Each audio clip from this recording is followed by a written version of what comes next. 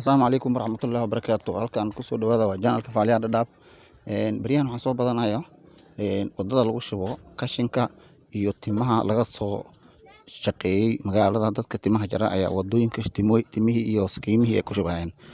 Iyo waxaa kaloo dheeraad ah nimanka aan farmashooyinka leh waxay isticmaalaan cirbada dadka ay ku dureen waxay ku shubayaan wadada ama tuubooyinka dhinacooda meelo badan ay ku shubeen. Marka saa arkaysan timahaas waxaa laga yeelan wado oo ku taala xarooyinka dhexdooda wada ah. Marka dadka waxaan kala talinayaa fadlan inay geeyaan meelaha loogu talagalay timaha in lagu shubo lagu gubo.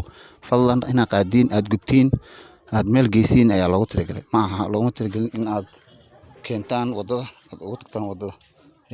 Dadka kale oo dadweynaha oo qashinka qaado wadada ayaan ku shubo inaad geysiin meelaha qashinka lagu gubo ayaa loo baahan yahay. Marka waa inaad horumarisaa caafimaadka. Fadlan waxa soo qaaday geey meeshii loogu talagalay geynin wadada ha dhigin. Dadka timaha ilmo yar joogan ilma iska yar joogan oo wax iska cunaya timaha iska qaadanaya sakiimaha ku dhex jiro wax kasta ayaa dhacaya. Marka waa arrinta waa very sensitive. Arrinta waa arrin xun. Marka waxaan kula talinayaa nimanka iska leh meelaha lagu shaqeysto oo timaha lagu jaro in ay arrintaas ka feejignaadaan ay ka fiirsadaan ay geeyaan meeshii loogu talagalay.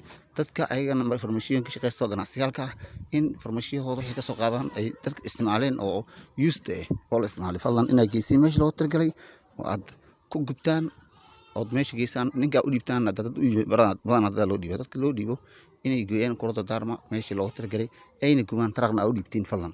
Dad intaas fadlan waa arrin muhiim ah.